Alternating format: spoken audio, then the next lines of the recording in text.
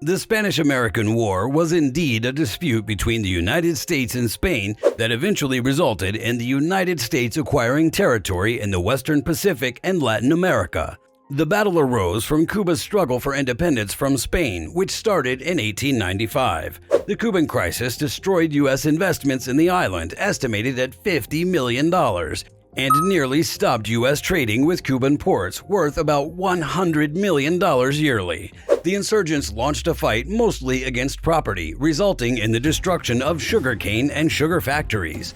The appeal to American humanitarian sentiments was more important than its impact on U.S. financial interests. Cubans were crowded into so-called reconcentration areas in and near bigger cities under the Spanish commander, Captain General Valeriano Weyler Nicolau, nicknamed El Carcinero or the Butcher. All those who remained at large were considered opponents. Spanish authorities failed to provide enough shelter, food, hygiene, or medical treatment for the reconcentrados, resulting in hundreds of deaths from dehydration, starvation, and sickness. Spain's brutally harsh tactics to suppress the revolution were graphically documented for American audiences by various sensational publications engaged in yellow journalism, and American support for the Cuban revolutionaries grew.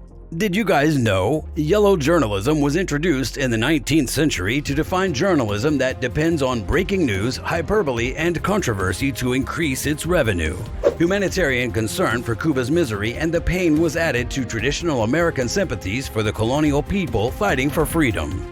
Even though these aspects of the war ignited great public demand for intervention to stop it, the United States was also forced to confront the need for patrolling coastal waters to stop gun smuggling to insurgents, as well as demands for support from Cubans who had obtained U.S. citizenship and had been taken into custody by Spanish authorities for participating in the revolution.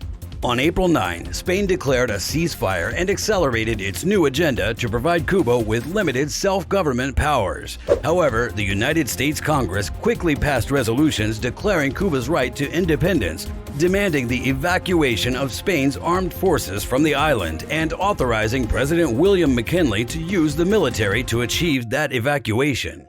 On April 24, Spain declared war on the United States, which was followed by a declaration of war by the United States on April 25th, which was retrospective to April 21st. Although Spain had not prepared its army or navy for a distant battle with the great force of the United States, the coming battle was painfully one-sided. Commodore George Dewey led a U.S. naval force into Manila Bay in the Philippines early on May 1, 1898.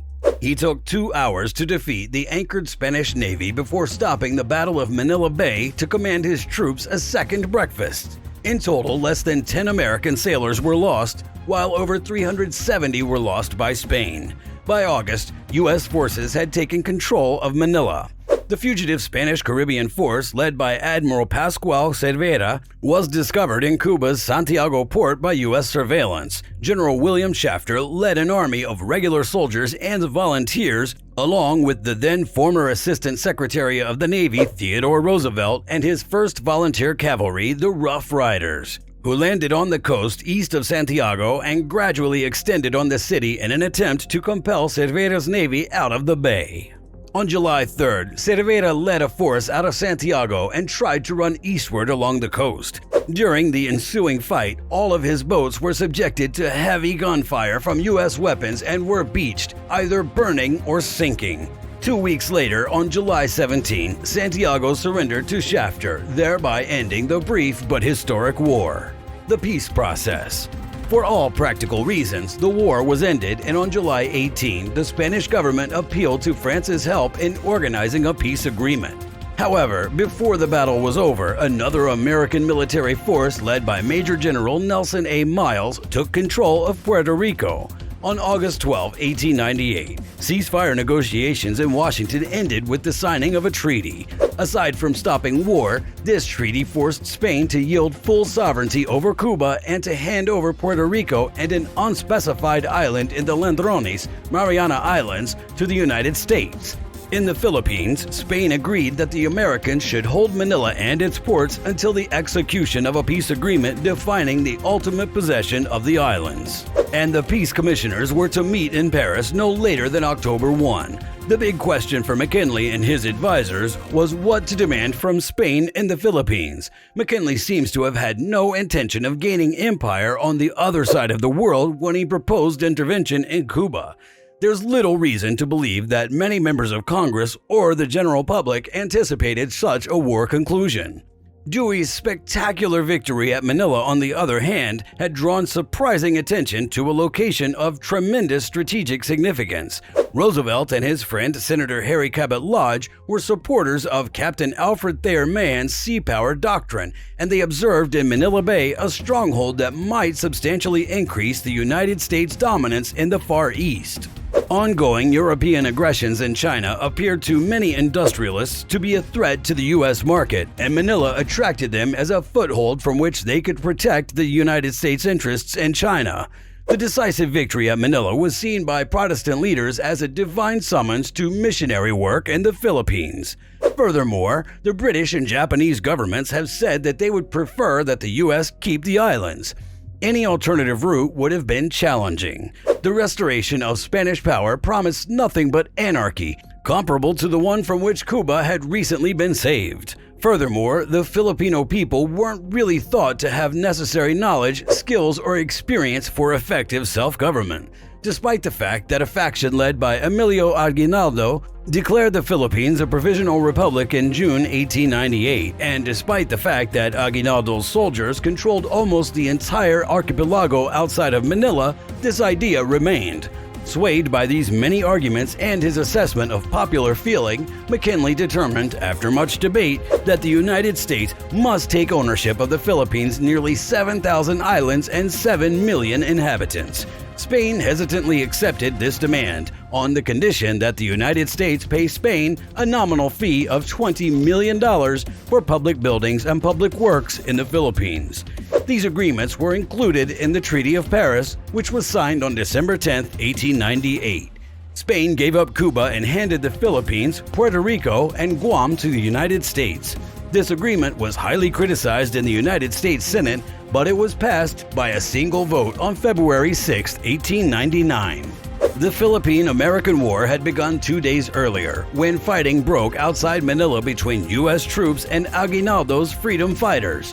For the 3 subsequent years, the Filipinos fought a guerrilla war against the U.S. occupation. By the time the battle was already over, 20,000 Filipino army and 200,000 civilians had been killed, and approximately 4,300 Americans died. The vast majority died as a result of sickness.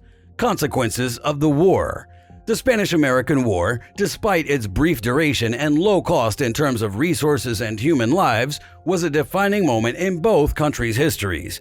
Though the immediate consequences were terrible for Spain, it was followed by a magnificent revival in Spanish life, both intellectual and material. 2 decades of significant progress in agriculture, mineral resource development, industry, and transportation occurred. There was also the Generation of 1898, a superb collection of scholars and intellectuals who gave Spain intellectual and literary importance in Europe that it hadn't had for decades. The repercussions were entirely different for the victorious United States. The U.S. came out of the war as a global power. It now controlled islands in the Caribbean and throughout the Pacific, including Hawaii, whose colonization had been accelerated by the war. Though economic motives had a minor role in provoking the war, they were clearly present in defining peace. A foothold between the Caribbean, the Far East, and the oceans limited half a century of hesitant and sporadic attempts to secure access to foreign markets. The warfare ensured that a canal built by the United States would be carved through the Isthmus of Panama. It boosted enthusiasm for the United States Navy, which quickly rose from 5th or 6th to the 2nd position among the world's battle fleets. It inspired radical change in the United States Army, which had been inadequately prepared for battle and lost much more soldiers to exposure and sickness than to opponent guns.